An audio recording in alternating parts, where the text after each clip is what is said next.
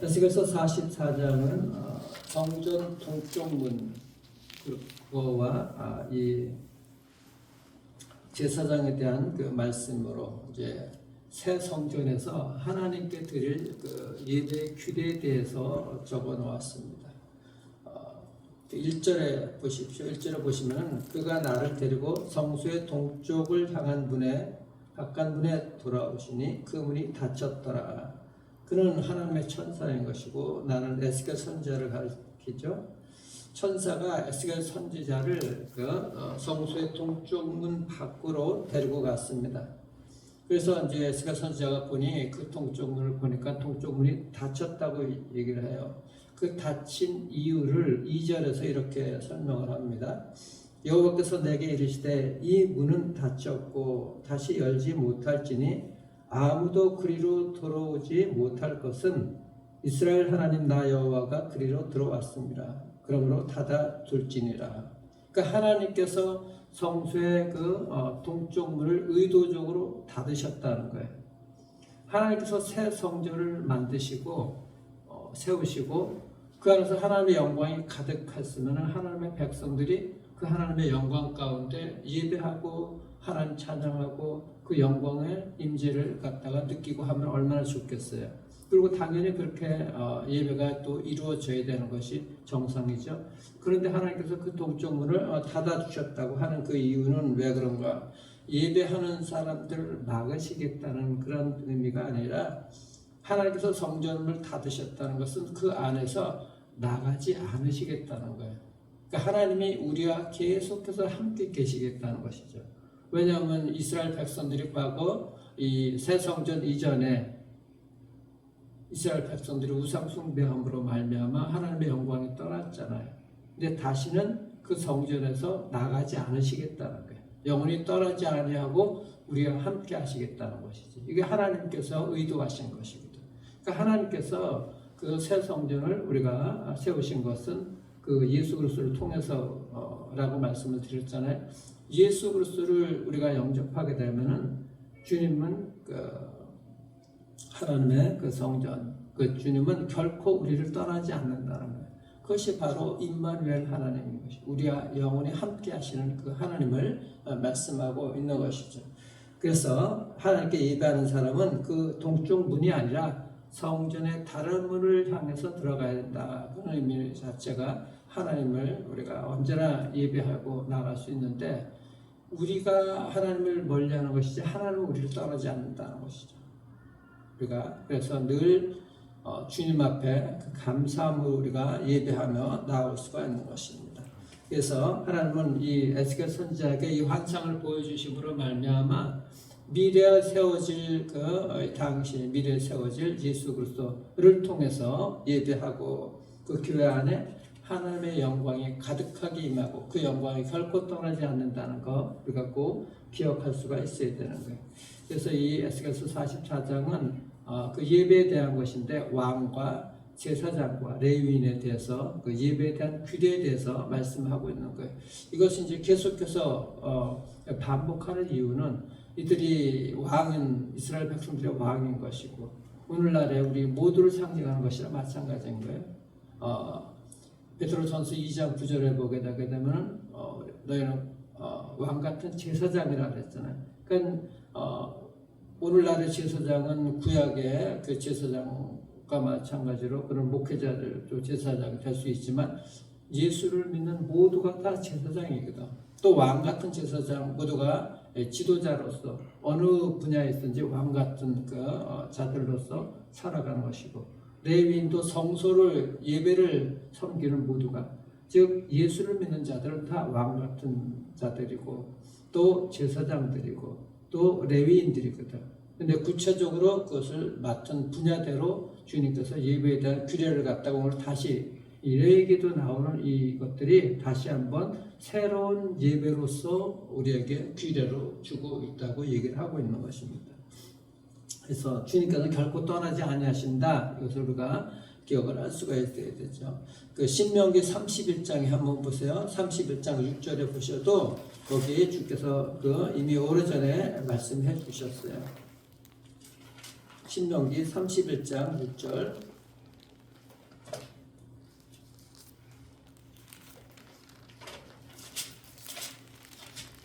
신명기 31장 6절 보시면은 너희는 강하고 담대하라. 두려워하지 말라.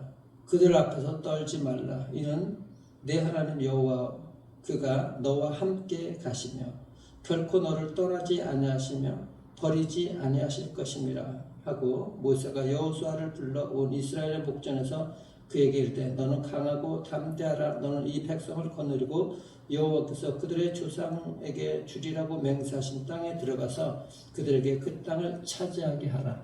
하나님께서 늘 우리가 여호수아도 읽고 또 말씀도 많이 봤지만 다 어느 우리의 삶에서 다 이것이 똑같이 적용이 되는 것이죠.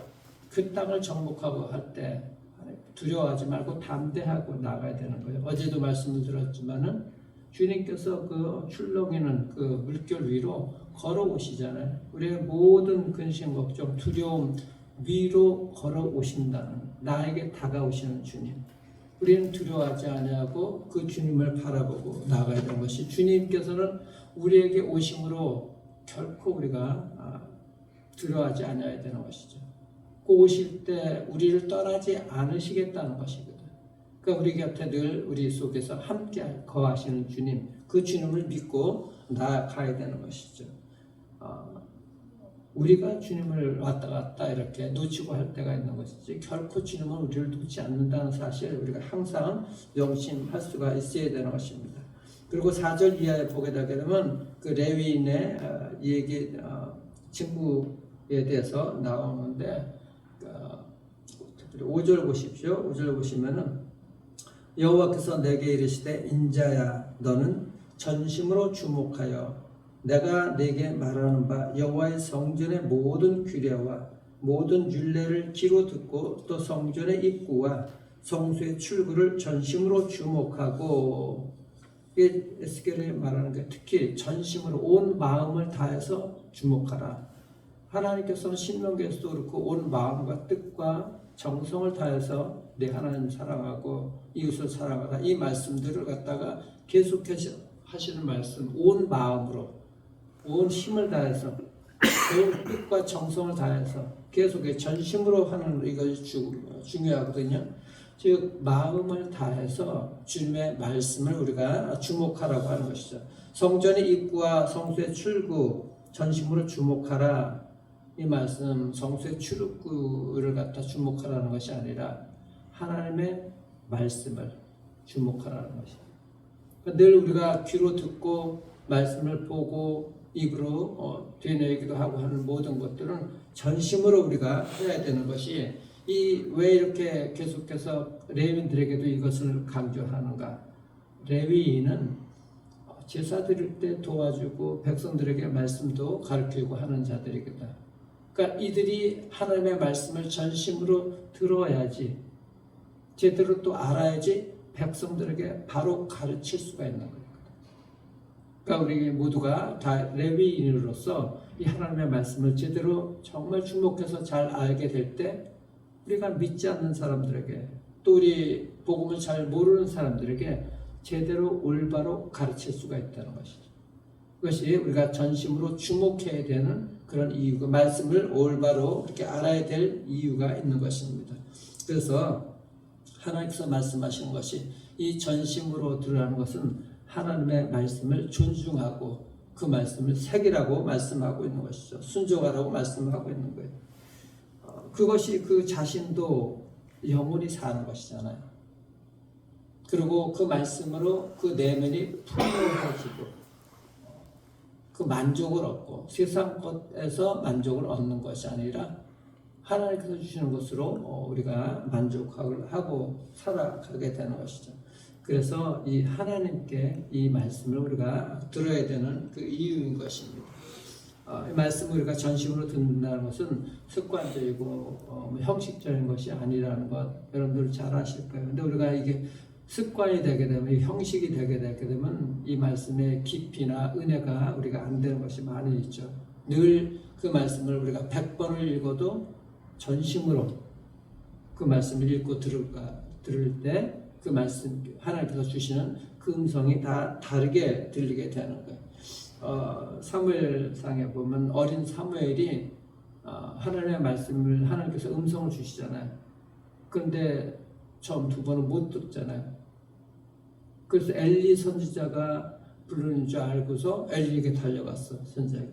근데 내가 너 안 불렀는데 두 번이나 그러니까 엘리 선지자가 그때서 깨닫고서 그렇게 얘기하게 되면 주여 말씀하옵소서 내가 듣겠나이다 라고서 사무엘에게 그렇게 시키잖아요. 그러자 사무엘이 하나님께서 말씀하실 때 그러잖아요. 말씀하시옵소서 주의 종이 듣겠나이다. 하나님의 음성을 우리가 주목하고 계속해서 우리가 그 말씀을 읽고 묵상하게 되면 들리는 순간이 있는 거예요.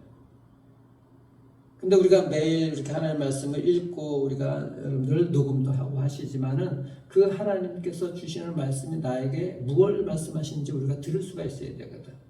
들려야 되는 거예요. 근데 늘 말씀하시는데 들리질 않는 거예요. 어린 사무엘이 그것이 처음에는 안 들린 것이지. 그러니까 그 하나님의 음성이 우리에게 들릴 수가 있어야 되는 거예요. 그래서 우리가 말씀을 전심으로 주목하고 듣는 이 훈련들이 계속해서 하나님과의 교제가 이루어져야 되는 것이죠. 이것이 정말 중요한 것입니다. 성령께서 늘 말씀해 주시는 것이거든요. 우리 안에는 내주하고 계신 성령께서 계시잖아요. 예수님의 영이 예수님께서 계시는 것이죠. 떠나지 아니하고. 그래서 그 음성을 우리가 듣고서 살아가게 될 때 그 말씀의 부요함이 우리의 영혼을 살찌게 하고 우리의 내면을 그 말씀으로 인해서 정말 만족하게 하고 미래에 대한 소망이 있는 것이잖아요. 미래에 대한 소망은 우리에게 그것보다도 더 큰 위로가 없는 것이죠. 즉 하나님의 말씀이 우리에게 가장 큰 위로인 것이고 가장 큰 소망인 것이고 영원한 하나님께서 주시는 그 하나님의 나라 영원한 그 천국 그것이 바로 하나님께서 우리에게 주신 기업인 것이거든. 분명하게 우리가 기억할 수가 있어야 되는 것입니다. 그래서 그 다음에는 이제 그 제사장의 임무에 대해서 15절 이하에 보면 제사장의 임무에 대해서 말씀하고 있는 것입니다. 했는데 그 이스라엘 족속이 나를 떠나서 그릇 행할 때에도 그 15절 한번 보시길 바랍니다. 이스라엘 족속이 그릇 행하여 나를 떠날 때 사독의 자손 레위 사람 제사장들은 내 성소의 직분을 지켰은지 그들은 내게 가까이 나와 수종을 들되 내 앞에 서서 기름과 피를 내게 드릴지니라 주 여호와의 말씀이니라. 그렇기 때문에 이제 그들에게 제사장들에게 제사장 임무를 맡긴다고 해요. 그 이하에 쭉 보게 되면 옷은 어떻게 입어야 되냐, 머리털은 어떻게 해야 되냐, 포도주를 먹어야 되냐, 뭐 이런 것들, 또 결혼은 어떻게 해야 되는가, 그런 재판을 할 것이고, 또 시체를 만들지 말 것이며, 이에 대해서 그 제사장들의 규례에 대해서 계속해서 이렇게 규정에 대해서 말씀하고 있는데, 이 얘기는 뭔가 제사장들이 이렇게 구별된 거룩한 생활을 함으로 말미암아 이들의 일반 백성들에게 올바른 삶, 신앙의 삶을 내 본보기를 보여주라는 것입니다.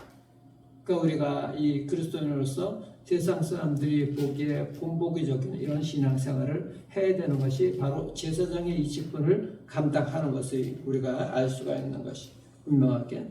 그리고 이 제사장들에게 축복의 약속을 해주셔요. 그것이 바로 28절이죠. 28절 보십시오. 28절 보시면은 그들에게는 기업이 있으리니 그 기업이라는 것 꼭 기억하십시오. 내가 곧 그들의 기업이라. 하나님이 곧 기업인 거예요. 너희는 이스라엘 가운데서 그들에게 산업을 주지 말라. 내가 그 산업이 됨이라. 이 말씀 때문에 그 구약에 따라서 오늘날에 그 하나님의 일을 하는 사람들은 일을 하는 이 산업 생산적인 일보다는 전적으로 풀타임으로다가 섬기는 것이 바로 그런 하나님의 일을 하는 사람들이죠. 목회자나 선교사나 이렇게 하나님의 일들을 하는 사람들. 근데 이것은 바로 모두 우리 왕 같은 제사장, 예수를 믿는 사람들은 다 이것이 하나님이 우리의 기업이거든. 영원한 천국, 그 하나님이 우리의 기업. 그 산업을 주지 말라. 실질적으로 또 그들에게 그러니까 일을 하지 말라는 거야. 제사장들은 일을 하지 말라는 것인데 오늘날 똑같이 우리가 또 일을 하면서 살아가야 되잖아요. 사도 바울도 텐트를 기억하면서 일을 하면서 하나님의 말씀을 전했어요. 우리가 그 삶을 똑같이 살아갈 수가 있어야 되는 것이죠. 근데 그것이 이제 일을 하지 말라고 하나님의 산업이 되어 주신다는 것, 이 일은 하나님을 전적으로 섬기고 살아가는 사람들에게는 하나님께서 먹을 것을 책임져 주신다는 것이죠. 하나님이 산업이 되어 주시는 거예요. 그것이 마태복음 6장 33절에 계속해서 주시는 말씀, 너희는 먼저 그의 나라와 그의 의를 구하라. 하나님께서 그 기업이기 때문에 하나님을 위해서 살아가게 되면 하나님께서 우리에게 산업적인 먹고 사는 것, 마시고 하는 것 책임져 주시는 것이. 이것이 하나님의 산업이 되어 주시겠다고 하는 것을 우리가 결코 잊지 말아야 되는 거. 얼마나 중요한지 모르는 것입니다. 영원한 천국도 보장받았을 뿐만 아니라 생계를 하나님께서 책임져 주신다는 것이 얼마나 감사한지. 그러니까 우리가 하나님이 나의 기업이 돼서 우리가 살아갈 수가 있어야 되는 것은 바로 그 하나님이 나의 기업이라는 것 믿음으로 살아가야 되는 것이죠. 흔들리지 말고 믿음으로 살아가야 되는 것이 분명하게. 그래서 하나님 주신 그 영광의 기업이 우리에게는 있는 것이죠. 천국을 바라보면서 살아가게 될 때 어떤 상황에서도 흔들리지 않냐는 그 믿음을 가지고 기도할 수가 있어야 돼요. 우리의 모든 이 삶에서 어려움이 있고 우리의 모든 것들이 이 타락한 죄 가운데 살아가는 것, 어떻게 삶을 살아야 되는가. 여러분들 역대상에 보게 되게 되면은 야베스의 기도가 있잖아요. 그 야베스의 기도를 여러분들 정말 기억하시길 바랍니다. 다시 한번 우리가 생각해 보면 다시 한번 볼게요. 그 역대상 4장 9절 10절 한번 보십시오. 역대상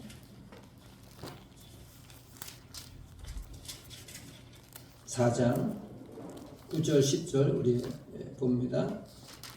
그 야베스는 그의 형제보다 귀중한 자라. 그의 어머니가 이름하여 이르되 야베스라 하였으니 이는 내가 수고로이 낳았다 함이었더라. 야베스가 이스라엘 하나님께 아뢰어 이르되 주께서 내게 복을 주시려거든 나의 지역을 넓히시고 주의 손으로 나를 도우사 나로 환난을 벗어나 내게 근심이 없게 하옵소서 하였더니 하나님이 그가 구하는 것을 허락하셨더라. 이것은 하나님이 기업이 되셨고 하나님께서 그의 산업이 되신 것을 분명하게 보여주시는 것이거든. 이것이 몇 번 말씀을 제가 드리는 것을 알고 있는데 이 야베스 형제보다도 귀중한 자라. 다른 형제보다도 태어날 때부터 존귀한 자가 아니고 귀중한 자가 아니고 똑같이 야베스라는 말은 이름은 고통이라고 말씀을 드렸잖아요. 고난이고 고통이고 태어날 때 어머니가 산고를 겪으면서 그렇게 고통스럽게 태어날 뿐만 아니라 아버지가 이미 없었고 그 고통 가운데 살아갔어. 근데 이 야베스라는 이름을 갖다가 그 고통 불행을 갖다가 계속 그 이름을 가지고 살아가. 그러니까 시작부터 이 흙수저로서 그 태생부터 어려운 삶을 살아갔는데 왜 이것이 역대상 이 앞뒤로 보게 되면 족보가 나오는데 이 중간에 끼워넣는가.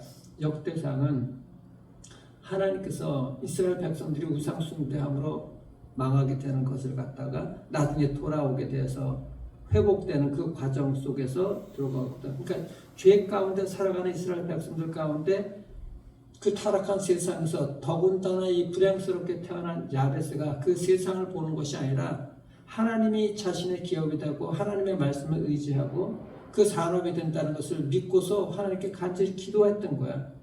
그 기도가 야베스의 기도인 것이고 또 야베스의 그 가족의 비밀이라는 그 책이 있는데 거기서 이 기도에 대한 그 내용도 이렇게 나오거든요. 근데 야베스가 세 가지를 기도하는 거야. 나의 지역을 넓히시고 그리고 두 번째는 뭐야? 내게 주의 손으로 나를 도우사. 그 다음에 세 번째는 환난을 벗어나 내게 근심이 없게 없어서.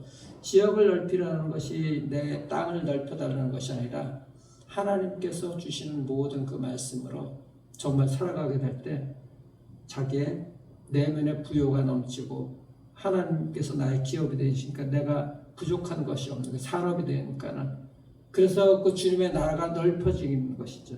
하나님의 나라가 넓어지게 해달라고 기도하는 것이거든요. 그리고 주의 손으로 나를 도우시고 하나님이 자신을 떠나지 않냐고 함께 하시니까는 하나님의 놀라운 능력의 손이 함께 하시니까 당연히 그 하나님의 능력이 나타나니까는 지역도 넓어지게 되는 것이고 실질적으로 그 산업도 하나님께서 책임져 주시는 거예요. 그 생계도. 그렇게 기도하니까는 하나님께서 모든 일을 이루시는데 세 번째 기도가 중요해. 거기 보면 나로 환난을 벗어나 내게 근심이 없게 하옵소서. 여기서 이 환난이라는 말은 일반적으로 재난을 당해서 일어나는 그런 환난이 아니라 히브리 말로 그 라인데 이것은 죄를 얘기하는 거예요. 죄를. 그러니까 죄에서 벗어나 이 환난이라는 말이 죄라는 말인데 이거 우리는 말로 환난이라고 얘기를 하는 거예요. 죄에서 벗어나 내게 근심이 없게 하옵소서. 무슨 얘기냐면 그 당시에 이스라엘 백성들이 우상 숭배하고 죄 가운데 빠졌잖아요. 그러니까는 바벨론의 침공을 받아서 나라가 망하게 되니까 당연히 근심하고 나라가 망하니까는 근심 걱정할 수밖에 없잖아요. 그래서 그런 사회상을 보면서 하나님 나는 정말 이런 타락상 이런 사회와 같이 아니하게 죄에서 벗어나 지금 당하고 있는 모든 이 재난들 근심들 이런 것들 없는 인생 살게 하옵소서. 야베스가 그렇게 기도한 것이거든. 바로 하나님이 자신의 기업이 되게 하시고 산업이 되게 하옵소서. 나는 정말 하나님께서 싫어하시는 죄 가운데 살지 않도록. 그래서 나의 모든 이 삶에서 죄로 인한 모든 이 근심이 없게 하옵소서. 이런 기도를 한 것이죠. 즉 하나님이 나의 기업이 되게 하시고 나의 산업이 되게 하옵소서. 그럴 때 하나님께서 이루시는 이것을 축복을 하나님 나도 누리게 하옵소서. 하나님의 기업이 되고 하나님이 나의 사람이 되는 이 축복을 누리게 하옵소서라고 하는 것이 야베스의 기도인 거예요. 그 태생부터 그렇게 불행하게 시작이 되었는데 존귀한 자, 귀중한 자가 되었다고 얘기를 했잖아요. 그것은 지난번에도 얘기했지만 이 앞쪽에 보면은 야베스는 그 이름인데 야베스라는 마을이 생겼어. 서기관들 이 가난한 서기관들은 하나님 말씀만 보고 하는데 생계를 유지할 수가 없잖아. 남들이 주는 것으로 먹고 사는 제사장 직분을 가진 그런 레위인들 이런 쪽 사람들이 서기관들인데 이들을 갖다가 이 야베스가 그 나중에 살면서 하나님이 사업이 되어 주시니까 풍부하게 된 그 재산을 가지고 그들을 도와줘. 그래서 그곳 서기관들이 사는 곳이 마을 이름이 야베스 마을이 되어버린 거예요. 그래서 다른 형제들보다도 귀중한 자라고 그의 삶을 하나님께서 이렇게 축복을 해주시는 것이거든. 그러니까 하나님이 기업이 되시고 하나님이 산업이 되어주시면은 말씀대로 그 하나님 말씀대로 살아가게 될 때는 하나님께서 생계도 책임져 주시는 이 산업이 되어주시는 것이 우리의 삶에서 그대로 나타나는 거예요. 그러니까 야베스의 삶을 보면은 그것이 그대로 이루어지게 됐다는 것을 우리가 알 수가 있는 것입니다. 오직 하나님 말씀을 여러분들 기억하시고 하나님께서 우리의 영광의 기업이 되신다는 것. 그래서 그 영광의 기업이 되신 그 하나님 천국을 우리가 잊지 않냐고 소망을 두고 살아갈 뿐만 아니라 이 땅 가운데서 기업이 되신 그 하나님이 나의 삶의 모든 것이라는 것, 전부이라는 것. 그래서 하나님 앞에 나와서 예배하며 그 하나님을 온전하게 우리가 섬기고 온 마음 다해서 섬기고 그 말씀을 우리가 듣고 순종하고 살아가게 될 때 하나님께서 여러분들의 삶 가운데 산업이 되어주셔서 그런 놀라운 축복들을 누리며 부유한 인생들 되기를 주님의 이름으로 축원합니다. 기도하겠습니다. 우리 주님 감사합니다. 우리를 떠나지 아니하시는 그 함께 하시는 하나님을 의지하고 신뢰하게 하시고 그 하나님의 거룩하신 영광 앞에서 하나님께서 기뻐하시는 거룩한 옷을 입고 세상과 구별된 삶으로 하나님의 말씀을 지키며 따르며 순종하고 살아가게 될 때 하나님이 나의 기업이 되시고 영원한 천국을 우리가 소유하게 될 뿐만 아니라 이 땅에서도 하나님이 산업이 되어주시는 이 풍성한 기적의 삶을 살아갈 수 있도록 하나님 축복하여 주시옵소서.